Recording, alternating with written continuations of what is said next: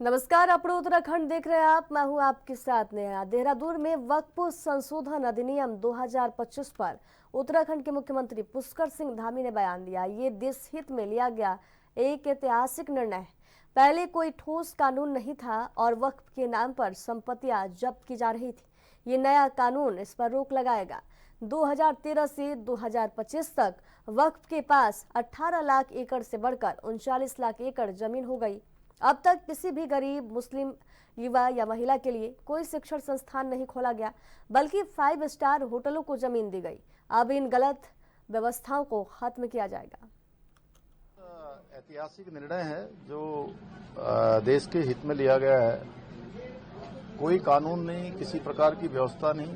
लगातार संपत्तियों को केवल वक्फ के नाम पर जो कब्जा किया जा रहा था, इस ऐतिहासिक कानून के आने से उन पर लगाम लगेगी और एक एक इंच जो जमीन है उस जमीन का सदुपयोग होगा। जो तुष्टीकरण के कारण से, तमाम संशोधनों के कारण से 2 बार देश के अंदर जो संशोधन हुए, उससे असीमित मात्रा में, असीमित संख्या में जमीनें एकत्र हो गई और 2013 तक 18 लाख एकड़ भूमि जो वक्फ के पास होती थी वो 12 सालों में, यानी कि 2013 से 2025 के बीच 39 लाख एकड़ हो गई। और किसी भी गरीब मुसलमान युवा के लिए, बच्चे को लिए, महिलाओं के लिए कोई शिक्षा का संस्थान नहीं खोला गया देश के अंदर। अलबत्ता औने पौने दामों पर किसी को 5 स्टार होटल खोलने के लिए दे दी गई, किसी को अन्य प्रयोजन के लिए दे दी गई। अब इन सभी प्रयोजनों पर रोक लगेगी और देश के हित में, मुस्लिम समुदाय के हित में लाया गया निर्णय है। मैं आदरणीय प्रधानमंत्री जी का इस कानून को, इस संशोधन को लाने के लिए देवभूमि उत्तराखंड की जनता की ओर से बहुत स्वागत करता हूं, अभिनंदन करता हूं। और देवभूमि उत्तराखंड में भी 5100 से 5700 के लगभग परिसंपत्तियां हैं। उन संपत्तियों की भी हम जांच करेंगे और जहां पर भी इस प्रकार के मामले होंगे, इसके लिए जांच कमेटी बनाएंगे और उसमें हम कड़ाई से जांच करेंगे। एक एक जो समाज की जमीन है, प्रदेश की जमीन है, देश की जमीन है, वो देश के काम आनी चाहिए, प्रदेश के काम आनी चाहिए। जिन प्रयोजनों के लिए, गरीब लोगों के लिए अच्छे संस्थान खुलें, अच्छे सेवा के काम हो, शिक्षा के काम हो, उन कामों में उनको लगाया जाएगा। इस तरह से क्या निर्देश दिया गया है? जो कार्यशाला चल रहा है, क्या निर्देश दिया गया है? उसकी भी जांच होनी चाहिए। नहीं, देखिए, ऐसा है कि हम तो जहां भी इस प्रकार की संपत्तियां हैं, जो भी जहां भी अतिक्रमण है, जहां भी शिकायत आएगी, कानून का राज है, कानून स्थापित होना चाहिए। हम कानून को मानने वाले हैं और राज्य के अंदर सबको कानून से जीने की आदत होनी चाहिए। उत्तराखंड विद्यालय शिक्षा बोर्ड की ओर से 10वीं 12वीं परीक्षा के नतीजे 19 अप्रैल यानी कल घोषित किए जाने हैं। आपको बता दें कि नतीजे कल सुबह 11 बजे घोषित किए जाएंगे। वही लाखों स्टूडेंट्स इस परीक्षा के नतीजे घोषित होने का इंतजार कर रहे हैं। आपको बता दें कि परिणाम यूके बोर्ड के ऑफिशियल वेबसाइट पर जारी किया जाएगा।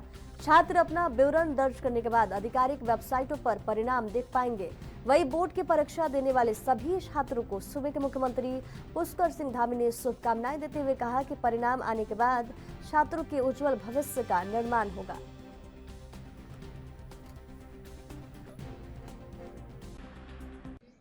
मैं सभी हाई स्कूल और इंटर के सभी परीक्षा में सम्मिलित होने वाले सभी छात्रों को, छात्राओं को बहुत शुभकामनाएं देता हूं कि उनका रिजल्ट आएगा, उनके उज्जवल भविष्य का निर्माण करेगा। आगे चलकर विभिन्न क्षेत्रों में जाएंगे और सबका उज्जवल भविष्य हो, सब आगे बढ़ें और प्रदेश और देश में और दुनिया में जाकर राज्य का और देश का नाम रोशन करें।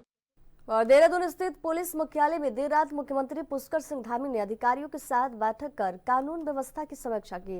उन्होंने ड्रग माफियाओं, अवैध विदेशी घुसपैठियों और फर्जी प्रमाण पत्र बनाने वालों पर कड़ी कार्रवाई के निर्देश दिए। सीएम पुलिस थानों में जन सुनवाई सुधारने, साइबर अपराधों पर त्वरित एफआईआर और सीसीटीवी नेटवर्क मजबूत करने की बात कही। थानों और पुलिस आवासों की आधुनिकीकरण पर भी जोर दिया। चारधाम यात्रा और पर्यटन सीजन को देखते हुए ट्रैफिक शटल सेवा, हेलीपैड निर्माण और सूचना डिस्प्ले व्यवस्थाओं को प्राथमिकता देने के निर्देश भी अधिकारियों को दिए।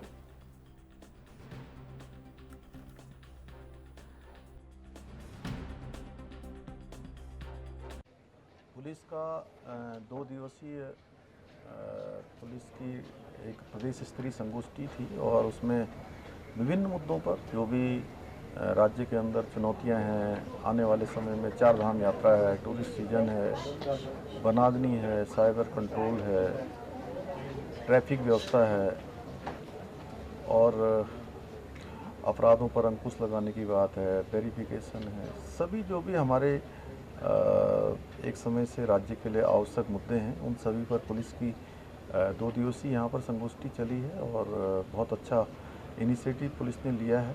हमारी पुलिस बहुत अच्छा काम कर रही है और आने वाले समय में जो भी चुनौतियाँ हैं उन पर बहुत अच्छे तरीके से काम होगा। अच्छा है, हमारे यहाँ पर आने वाले समय में कुंभ भी प्रस्तावित है, नंदा राज्यात भी है, कांवड़ यात्रा है, बड़े हमारे धार्मिक स्थान, देव स्थान, 4 धाम यात्रा है, शीतकालीन यात्रा हमने प्रारंभ की है और समय समय पर होने वाली जो आपदाएं हैं उन आपदाओं पर भी हमारी पुलिस, STRF और अनेक मौक़ों पर बहुत इनिशिएटिव लेकर काम हमेशा करती रही है और इस संगोष्ठी से और अच्छा उनका सबका समन्वय हुआ है, सबके विचार आए हैं, आपस में चीज़ों की गहन समीक्षा हुई है जो आगे के लिए एक अच्छा लाइनअप होगा। अच्छा जो है आगे किस तरह से काम करना है वो बहुत अच्छा मार्गदर्शन यहाँ से बड़े हमारे जो अधिकारी लोग हैं उन्होंने भी सभी के साथ वार्ता करके उसको आगे बढ़ाया है। सीएम साहब, 4 के तैयारी कहाँ तक पहुँची? 4 धाम की तैयारियां लगातार हमारी चल रही हैं और 4 धाम यात्रा हमारे लिए बहुत महत्वपूर्ण यात्रा है क्योंकि पूरे देश भर के लोग इस यात्रा में सम्मिलित होते हैं। उनकी सुरक्षा, उनकी यात्रा आसान हो, सरल। ये जो राज्य स्तरीय गोष्ठी थी, इसमें मुख्यतः सभी ऐसे बिंदु जो राज्य स्तर में हमें पुलिस के लिए इस समय हमारी प्राथमिकताएं हैं, अपराध नियंत्रण हो गया, वांछित अभियुक्तों की गिरफ्तारी हो गई, जो माननीय मुख्यमंत्री जी के निर्देशन पर जो ड्रग्स फ्री देवभूमि का अभियान है, वांछित अभियुक्तों की गिरफ्तारी का अभियान है, ऐसे सभी बिंदुओं पे जो नए क्रिमिनल लॉज हैं उनके क्रियान्वयन में जो चैलेंजेस हैं और यातायात प्रबंधन योजना, ऐसे सभी महत्वपूर्ण इश्यूज़ पे 2 दिन हमारे सभी वरिष्ठ अधिकारियों के साथ एक गहन चर्चा और विचार विमर्श हुआ है। इसमें मुख्यतः जो सारे हमारे जनपद प्रभारी हैं उनके द्वारा, जो हमारे समस्त वाहिनियां हैं PSC की, उनके सेना नायकों द्वारा अलग अलग प्रस्तुतिकरण दिए गए। इनमें जो उनकी वर्तमान जो एक चैलेंजेस हैं उन पर तो समीक्षा की ही गई, परंतु आगे आने वाले 3 महीने के जो चैलेंजेस हैं उसके लिए क्या रोड मैप तैयार किया गया है, इस पर भी जो है काफ़ी विचार। हल्द्वानी महिला चिकित्सालय में लंबे समय से अधूरे पड़े निर्माण काम का निरीक्षण करने पहुंचे सांसद और पूर्व केंद्रीय मंत्री अजय भट्ट ने घटिया निर्माण सामग्री देख नाराजगी जताई है। निरीक्षण के दौरान जब उन्होंने ईंट की गुणवत्ता जांची तो ईंट टूट गई, जिस पर उन्होंने कार्यदायी संस्था को जमकर फटकार लगाई है। अस्पताल भवन के लिए 13.20 करोड़ रुपए स्वीकृत हुए थे, लेकिन पार्किंग के लिए 3 करोड़ का संशोधित प्रस्ताव अब तक अटका था। सांसद ने स्वास्थ्य सचिव से बात कर धनराशि जल्द जारी करने के निर्देश दिए।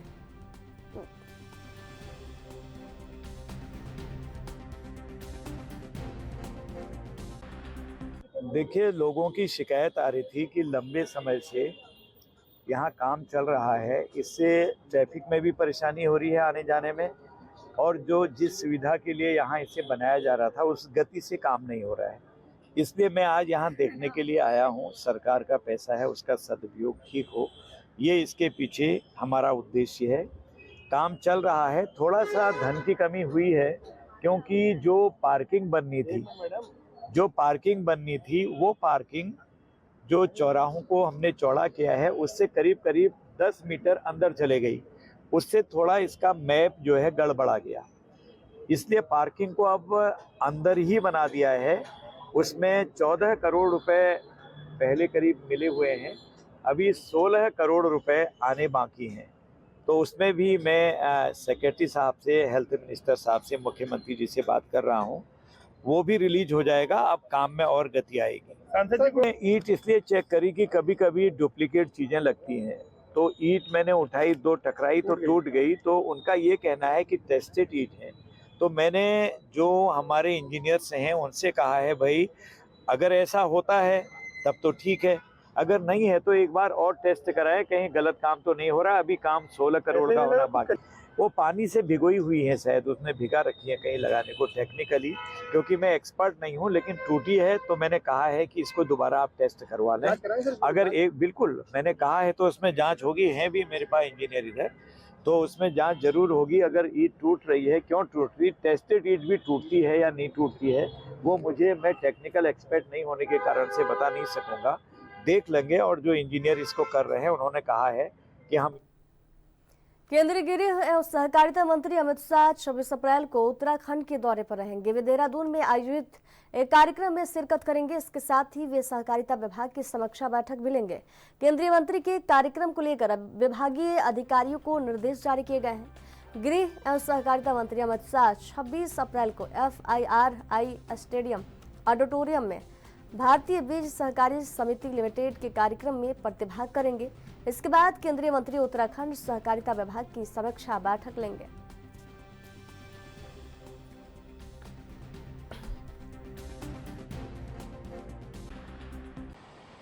उत्तराखंड में 26 अप्रैल को गृह एवं सहकारिता मंत्री अमित शाह का जो है दौरा है।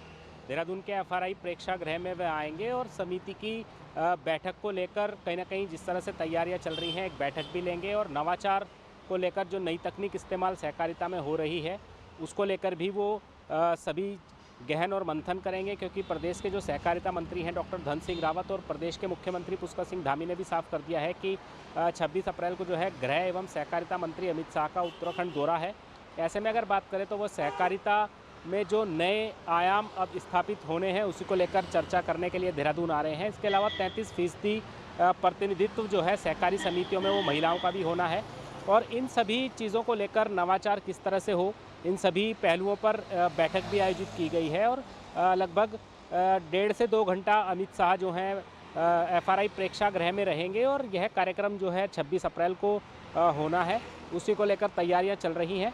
और मुख्यमंत्री पुष्कर सिंह धामी ने भी साफ कहा है कि इस बार सहकारी समितियों में जिस तरह से नए नए प्रयोग हो रहे हैं, प्रदेश सरकार भी उसी हित में कार्य कर रही है और उसी को देखते हुए अब तैयारियां जो हैं ज़ोरों शोरों से चल रही हैं, क्योंकि गृह एवं सहकारिता मंत्री अमित शाह का भी जो है 26 अप्रैल को देहरादून आगमन है और तमाम तरह की तैयारियां जो विभाग है वो भी तैयारियों में जुट गया है, क्योंकि लगातार जो है निर्देश दिए जा रहे हैं। क्योंकि अब अगर बात करें तो कहीं ना कहीं जिस तरह से प्रदेश में सहकारी समितियों का जिस तरह से गठन हुआ है और प्रदेश में सहकारी समितियों को लेकर कुछ अन्य फैसले भी जो आए हैं उसी को लेकर अब प्रदेश सरकार ने एक और कहीं ना कहीं पहल की है और जिसमें अब अमित शाह भी शिरकत करने देहरादून आ रहे हैं।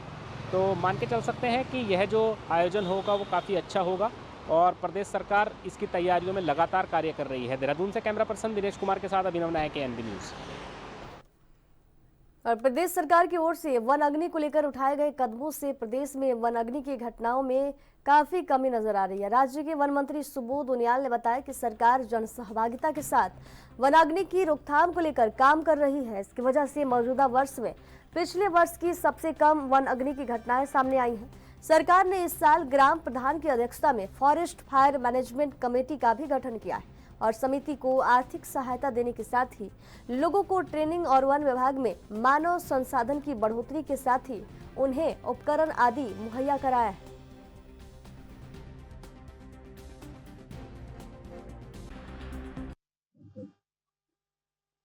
सर, इस दौरान में क्योंकि वनाग्नि को लेकर भी आप लोग काफी गंभीर हैं और इस दौरान में आप लोगों ने तमाम सेंटर्स भी बना दिए हैं, किस तरह देखते हैं और कितना आपकी तरफ से निर्देश है? देखिए, लगातार हम लोग मॉनिटरिंग कर रहे हैं और ये क्योंकि जन सहभागिता के साथ हमने जब से वनाग्नि को रोकने का प्रयास किया उसके परिणाम अच्छे निकले। और आप देखें कि 21-22 के मुकाबले 22-23, 23-24, 24-25 तीनों ही वर्षों में वनाग्नि काफी कम घटनाएं हुई और विगत वर्ष के मुकाबले अभी तक इस वर्ष में आधे से कम घटनाएं हुई है। तो पूरी तरह से हमारा डिपार्टमेंट जन सहभागिता के साथ हम और क्योंकि विगत वर्षों में हमने करीबन 1,500 के आसपास मैन पावर भी बढ़ाई है। इसके अलावा जो यथासंभव इक्विपमेंट्स देने का काम किया, और सबसे बड़ी बात कि हर सेक्शन में लोगों को ट्रेनिंग देने का काम करके इससे, और जो ग्राम प्रधान जी की अध्यक्षता में फॉरेस्ट फायर मैनेजमेंट कमेटी बना के जो हॉट स्पॉट्स हैं उनमें, और उनको 30,000 रुपया इंसेंटिव दे करके उस कमेटी को, तो इससे, और इसके अलावा जो अवार्ड हमने रखे हैं जनपद में, हर जनपद में 3 लोगों को आग बुझाने में जिनका सहयोग रहेगा, 1,75,000 और 51,000 रुपए के 3 अवार्ड हर जिले के अंदर, और साथ ही कर्मचारियों को भी हर जिले में 1,75,000 और 51,000 जिन कर्मचारियों का भी इसमें सहयोग रहेगा। साथ ही साथ जो हमारे फायर वाचर्स हैं उनकी जीवन बीमा राशि को 10 लाख करने का काम, ताकि अगर कोई दुर्घटना हो जाए तो कम से कम ऐसा तो उस बेचारे के परिवार को जितना मिल जाएगी अपने आजीविका चला सके। तो इन तमाम प्रयासों से और लगातार जो मॉनिटरिंग हो रही है, और पहली बार हमने देखा था कि हम लोगों ने 2022 में पहली बार जनपद के अंदर जिलाधिकारी की अध्यक्षता में भी, जो पहली बार जिलाधिकारी का रोल आग के प्रबंधन में रखा था, और जिससे कई करोड़ रुपए जिलाधिकारियों का आपदा प्रबंधन मद से भी हमें मिले। और इस बार हमने एक नया और प्रयास करते हुए पीसीसीएफ रैंक के वरिष्ठ अधिकारियों को हर जिले में नोडल अधिकारी के रूप में नामित किया था, और लगातार वो वहां पर मॉनिटरिंग कर रहे हैं कामों की, और उनके अनुभव का फायदा भी और उनकी वरिष्ठता का फायदा भी मैं समझता हूँ ये कर्मचारियों को चुस्त रखने में मिल रहा है। उत्तराखंड प्रदेश कांग्रेस कमेटी के महासचिव विनोद सिंह चौहान के नेतृत्व में मुख्य चिकित्सा अधिकारी को विभिन्न मांगों को लेकर ज्ञापन दिया गया। इस दौरान बड़ी संख्या में कांग्रेस कार्यकर्ता मौजूद रहे। वहीं कांग्रेस के महासचिव विनोद सिंह चौहान का कहना है कि राजधानी के मुख्य अस्पतालों में सुविधा के नाम पर कुछ भी नहीं। एक तरफ जहां सरकार के मुख्य इन अस्पतालों में निःशुल्क दवाई वितरण की बात करती है, वहीं दूसरी ओर अस्पताल के डॉक्टर अधिकतर दवाइयाँ ऐसे लिख देते हैं जो अस्पताल में मौजूद नहीं रहती, जिस कारण मरीजों को बाहर से दवाई लेनी पड़ती है।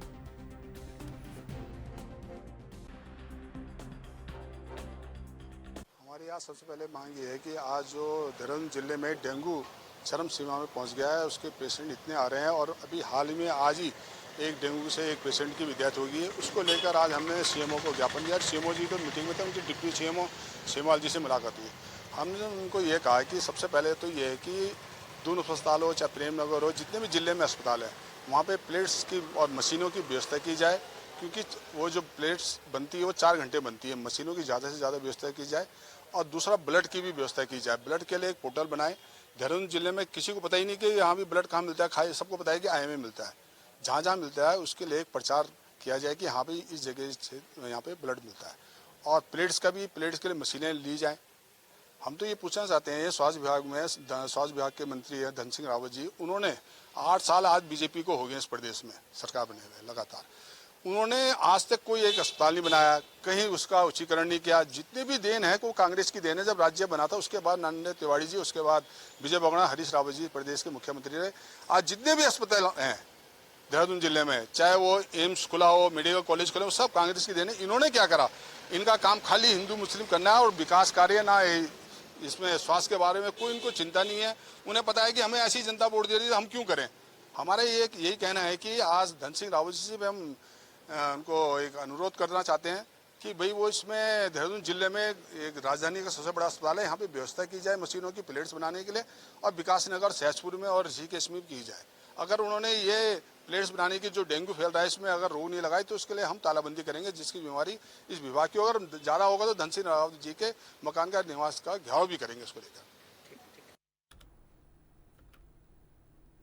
चारधाम यात्रा से पहले जहां सरकार तैयारियों में जुटी है, वहीं कांग्रेस ने व्यवस्थाओं को लेकर सवाल खड़े किए हैं। कांग्रेस के प्रदेश उपाध्यक्ष सूर्यकांत धस्माना ने कहा कि पिछली बार यात्रियों को अव्यवस्थाओं का सामना करना पड़ा था। उन्होंने कहा कि सरकार 55 से 60 लाख यात्रियों के आने का अनुमान लगा रही है, जबकि कांग्रेस चाहती है कि यह संख्या 1 करोड़ तक पहुंचे।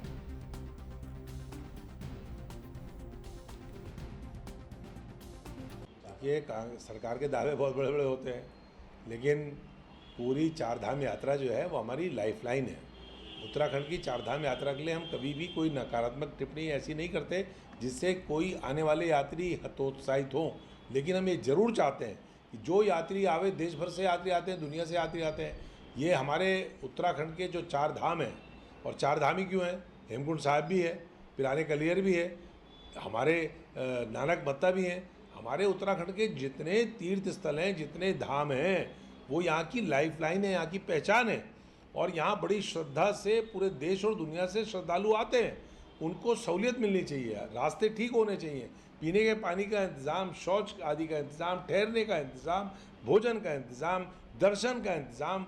किसी प्रकार का अगर कोई बीमार हो जाए, अस्वस्थ हो जाए, तो उसके देखरेख और इलाज का इंतज़ाम, ये सारे पुख्ता होने चाहिए। इस बात के लिए हम सरकार को हमेशा कहते रहते हैं, लेकिन सरकार दावे करती है, सरकार उन दावों पे खरा नहीं उतरती। पिछली बार का एक्सपीरियंस बहुत ख़राब है। जिस समय 30 जुलाई 2024 को इतनी बड़ी आपदा गुप्तकाशी में और उस पूरे क्षेत्र में आई, पूरा का पूरा वॉश आउट हो गया एरिया। उस समय पूरे अपने क्लाइमैक्स पे थी कांवड़ यात्रा, पता नहीं कितने कांवड़ वहाँ गए हुए थे, उनका कोई रजिस्ट्रेशन नहीं था, कितने लोगों की जान गई, कितना नुकसान हुआ, कोई आज सरकार बताने को तैयार आज तक नहीं है। तो ऐसी स्थिति पैदा ना हो, हम सरकार से चाहते हैं 50 लाख क्या, हम तो कहते हैं 1 करोड़ संख्या पहुँचे, लेकिन जो संख्या पहुँच। नेशनल हेराल्ड मामले में ईडी द्वारा सोनिया गांधी और राहुल गांधी के खिलाफ चार्जशीट दाखिल किए जाने पर कांग्रेस ने देश भर में ईडी दफ्तरों और सरकारी एजेंसियों के बाहर विरोध प्रदर्शन किए। इस पर प्रतिक्रिया देते हुए बीजेपी के प्रदेश महामंत्री आदित्य राम कोठारी ने देहरादून में कहा कि ये कोई राजनीतिक द्वंद्व नहीं है, बल्कि कानूनी प्रक्रिया है। ईडी अपना काम कर रही है, सरकार का इसमें कोई हस्तक्षेप नहीं है। कटोरी ने कहा कि जिसने गुनाह किया है उसे सजा जरूर मिलेगी, चाहे वे किसी भी पार्टी से हो या कितना भी बड़ा चेहरा क्यों ना हो।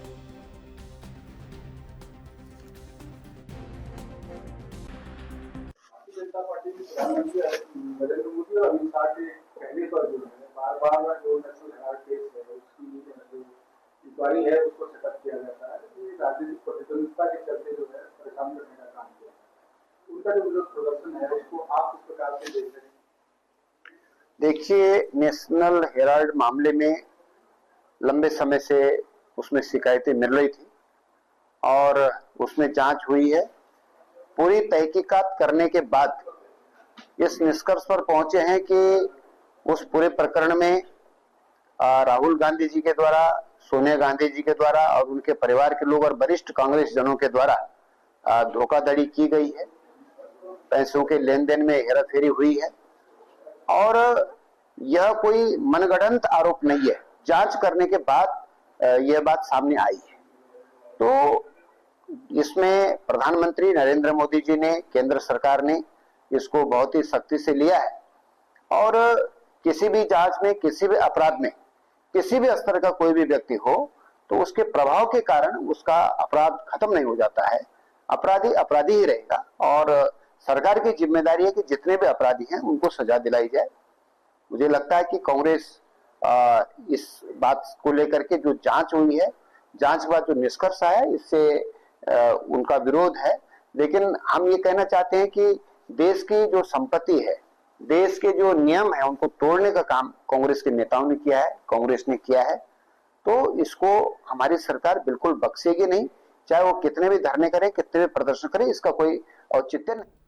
और अपने उत्तराखंड की खबरों के सफर में दीजिए जाने की इजाजत। देखते रहिए एनबी न्यूज। नमस्कार।